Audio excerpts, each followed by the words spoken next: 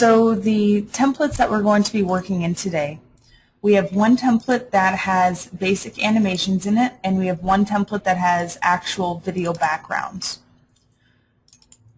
The template we're going to be starting in is called the Tablet Toolkit. The Tablet Toolkit is one of our newer templates that we have, and it allows our users to be able to actually go in and change the information and display the PowerPoint in a way that's going to look like their own information is getting pushed across the tablet. I do use Camtasia for doing my recordings for any sort of tutorial, so all of the tutorials on our website are recorded in Camtasia, and I'm a huge fan of it. I love how many tools it gives you, so I will say that if you ever have the opportunity to give it a try, definitely take advantage of that. The individual who was asking me about Camtasia noticed that I have the Camtasia icon in the lower taskbar of my computer, along with PowerPoint 2003, 7, 10, and 13. I do have Internet Explorer open as well. I will be using Internet Explorer today to demonstrate how to download content. My preferred Internet browser is Chrome, but I do use Explorer when I'm doing my tutorials, as many people are still using Explorer instead of Chrome or Mozilla Firefox or Opera.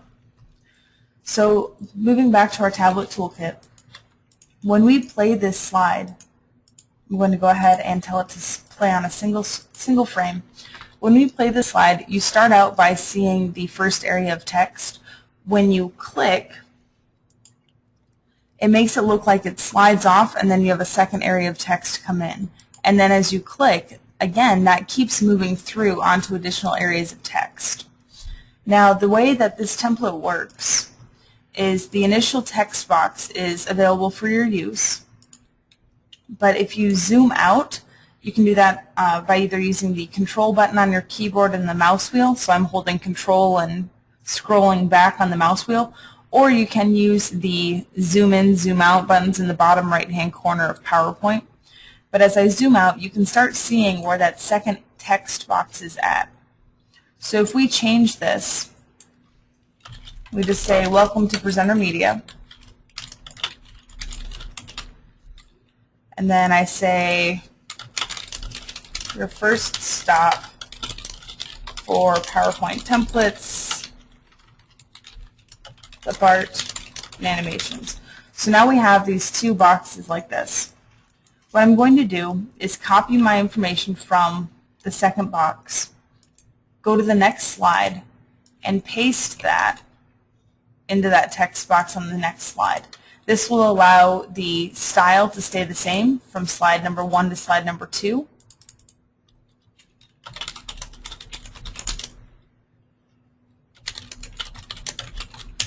And I'll show you what it looks like if you forget to change it on both areas.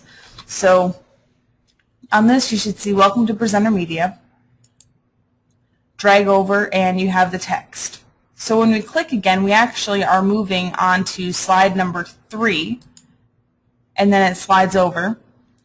And then you'll notice that it changes really quickly when I click now. It won't say "providing HD video background and slide properly." It'll change back to the default text. And it's just for a quick second that you see that change over. So that's why it's important to make sure that you are copying your text from the second text box and pasting it into what I would call the tablet text box of the following slide. So this is all just an illusion, but it is able to give you that effect. Now in this particular template, we do have additional setups for you, so you don't have to use only this one orientation of the tablet. We do have vertical tablets for you as well.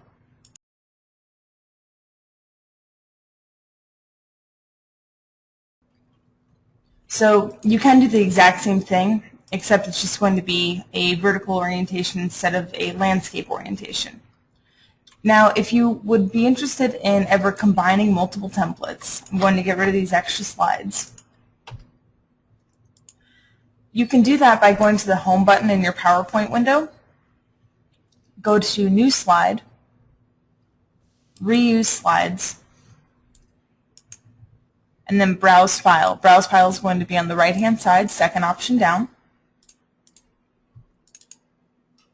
And in this particular case, I downloaded the Climbing and Falling from Success template. This is one of our full PowerPoint templates available on our website.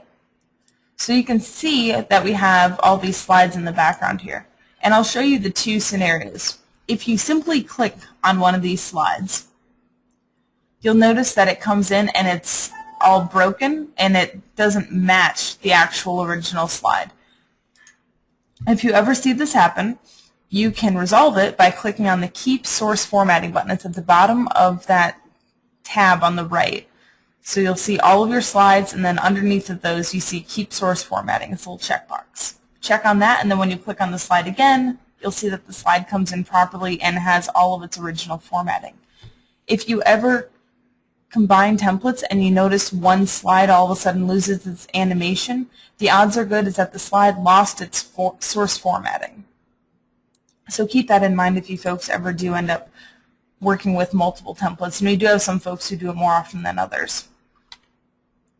Finally, I'm going to show you what it looks like when you actually download one of our video backgrounds. A lot of folks download our video backgrounds as PowerPoint slides. And that's perfectly fine. It works out just fine. But what's interesting is that when you download it as a slide, you cannot insert it into PowerPoint as a video because it's no longer a video. Right now it's just a slide. So this paperwork falling 11909 that you can see the file name on, when I insert that, you'll see that it says embedded PowerPoint in it. Let's go ahead and click. And you can see where it says embedded PowerPoint video by PresenterMedia.com. This is all just text boxes, so you can change them, you can delete them altogether, whatever the case may be. Be able to play the video. Again, it's going to be a little bit choppy for you folks since I am streaming this to you guys, but this is a way that you would be able to see how the video would actually get inserted. And then anytime you are confirming that your animations are all working, just remember that you do need to play the slideshow because animations only play in slideshow mode. So if we go through our slideshow, we want to make sure that we do see the stick figure walking up that bar chart and that we do have those papers falling down from the sky. I will say that paperwork falling is probably one of my favorite ambient backgrounds. And you can use this on all sorts of things, not just PowerPoint. You can use our video backgrounds on websites. You can use them in layered video editing software like iMovie or Camtasia. You can use them for backgrounds on that. It's just kind of the sky's the limit when you're working with things like that. Yesterday, we had someone ask us whether they could upload items to Prezi. And yes, you can upload our animations to Prezi. We did show how to do this in last month's webinar, so I'm not going to be focusing on it too terribly much. But basically, all of our animations are available as what's called a SWF, which stands for Shockwave Flash. And so if you ever download an animation and you want it to be able to play in Prezi, download it as a Flash SWF if you want it to have a white background. That's going to be on the right-hand side with the quick downloads.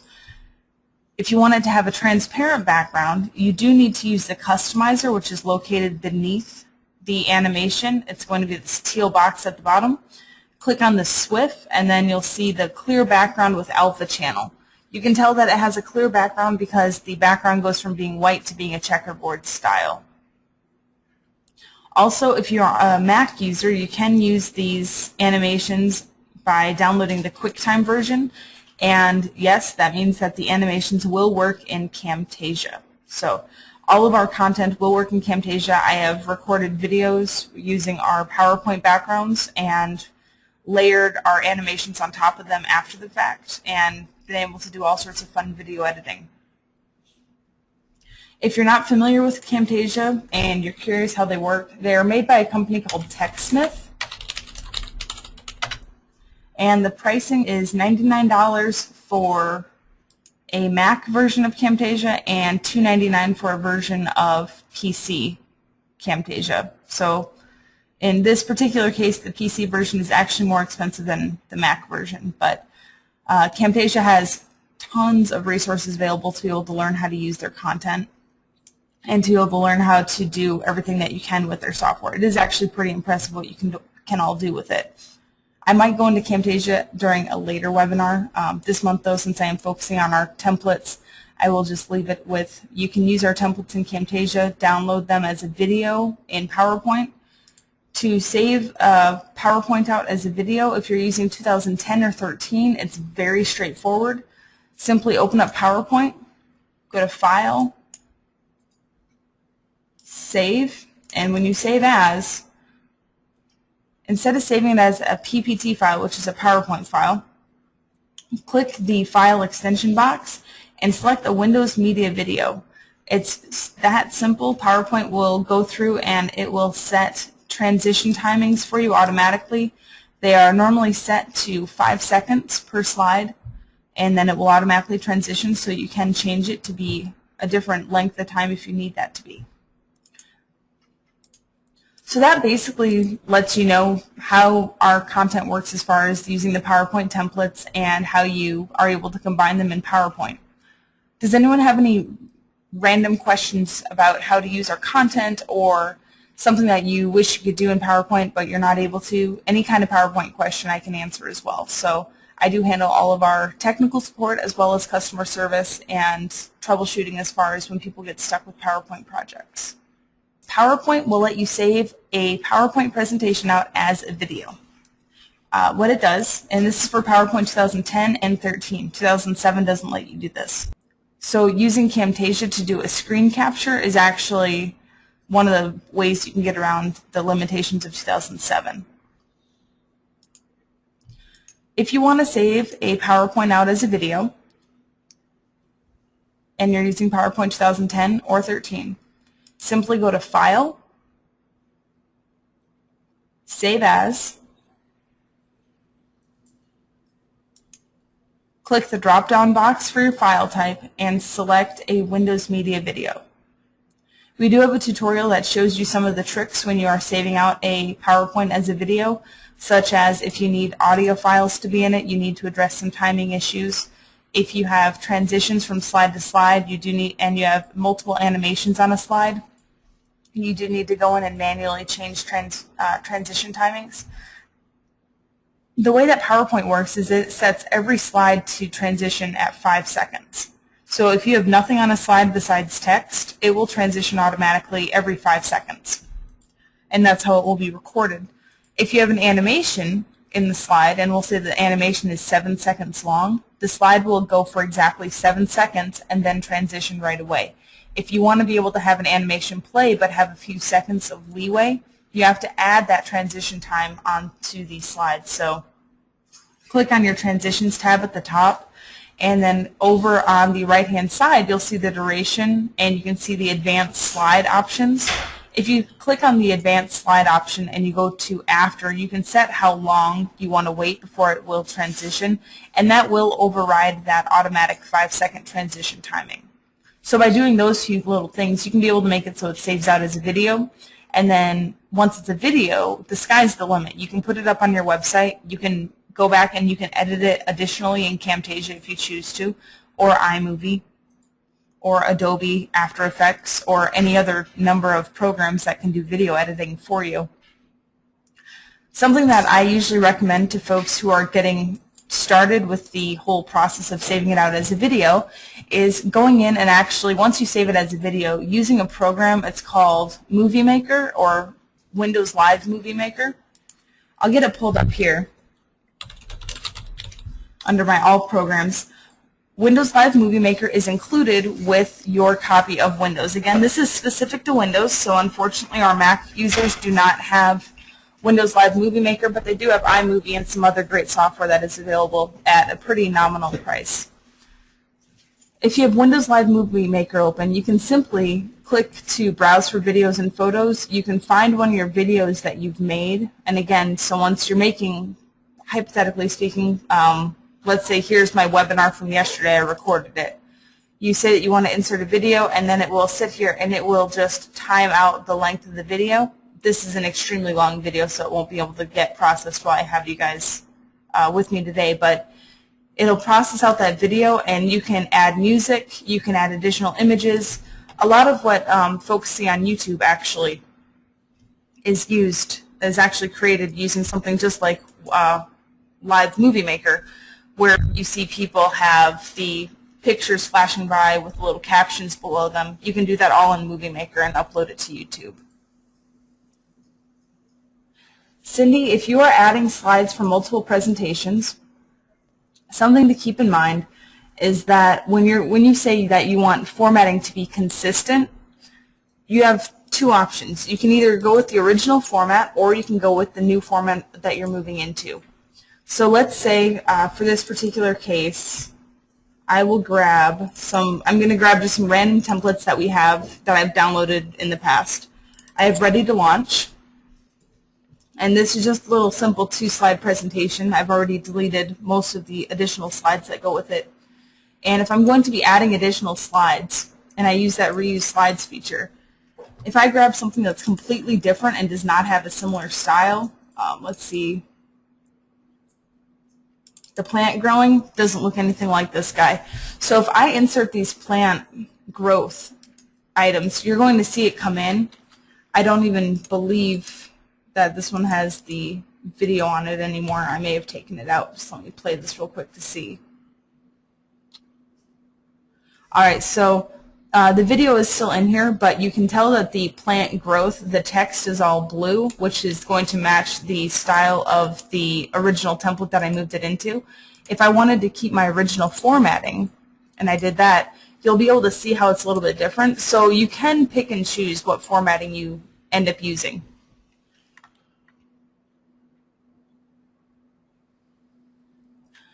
The benefit of using Windows Live Movie Maker is that it is free. So Camtasia is going to cost you $300 if you're on a PC. It's going to cost you $100 if you're on a Mac. And Windows Live Movie Maker is free for you to use. So the primary benefit of Movie Maker is that it's free. Camtasia has 100 times over the number of tools that you can use with your actual videos. And Movie Maker just allows you to mix and match different media types and overlay those audio files. Movie Maker will allow you to trim out audio files, and you can give them fade in and fade out effects, but it does not allow you to edit the audio quality. Camtasia does actually let you go in and change the audio quality, so in this particular case, I'm recording today's webinar using Gotowebinar, but I will be editing this webinar out in Camtasia. So if I sound a little bit tinny to you guys today, when I actually record this out, I will get rid of all of that echo background noise just by using a tool in Camtasia. There is an app for the iPad if you are looking at being able to use presentations on it. It is called Keynote. That's Keynote, and it is Apple's equivalent of PowerPoint, I suppose, if you want to look at it like that. Just simply download our templates as the Keynote formats. We do have them available for Keynote. And then you can open them in your iPad that way, and it'll be able to play out normally. If you're looking for a way to edit content on your iPad, such as changing out videos and being able to edit videos, you may want to look at iMovie. I would not be surprised if Apple had some sort of iMovie for the iPad. If you're using multiple templates together, as I mentioned before, you can simply use the Riu Slides feature in PowerPoint to be able to add templates from one presentation to another. Now I have probably 40 or 50 templates that I keep on my computer at any given point, but I'll just go through and I'll just grab a couple different ones here. As long as they're all the standard formatting, they won't end up looking broken. So you can see how I'm just adding these different templates together.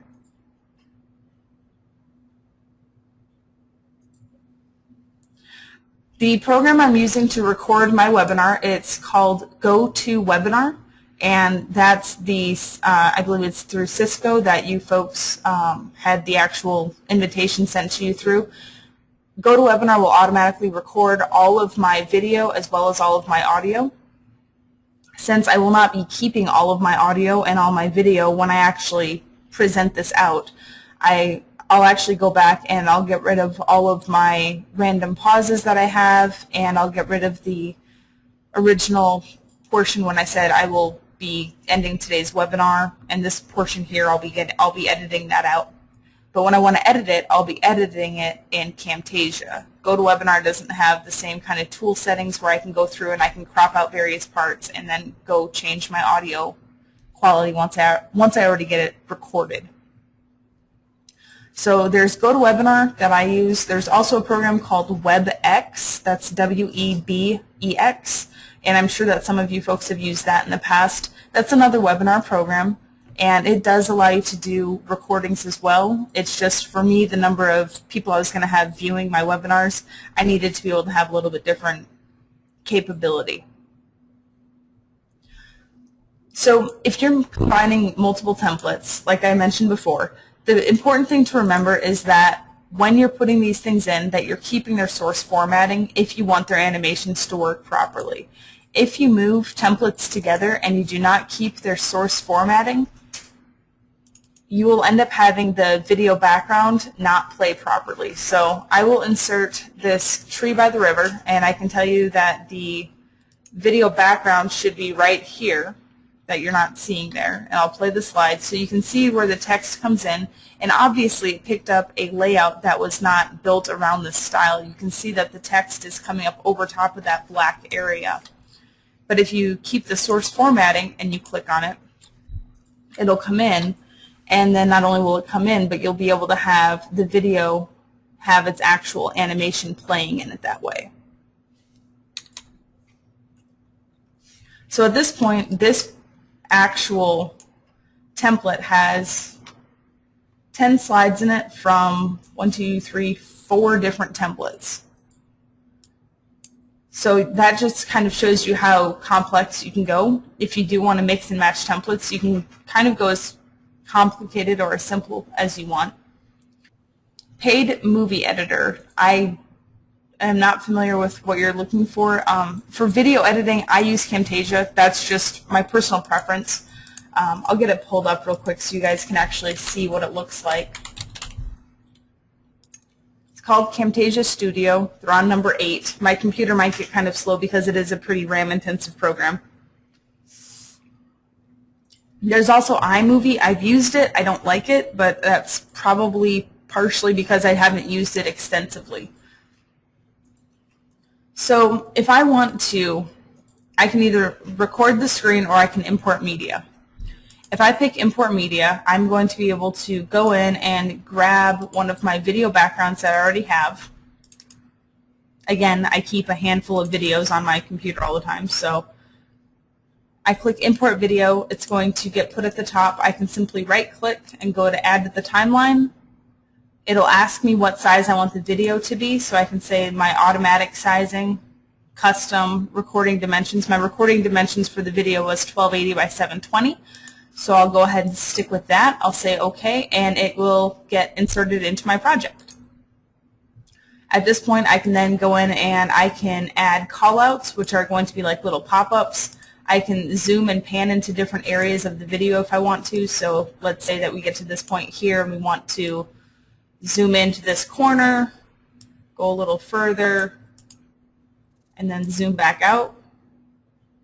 We can do that, and it will just simply it'll play it for us. I don't know how choppy this is going to be for you guys.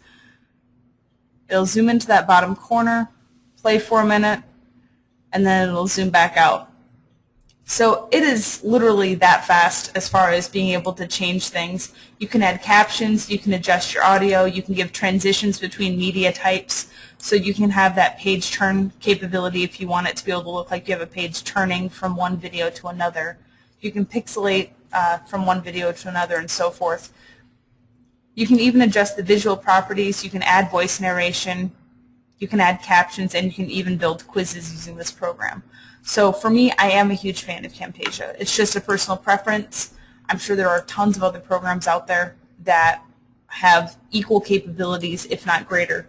I'm just not familiar working with them. As always, thanks for coming. This is Kara Jones with PresenterMedia, and I hope to see you folks next month.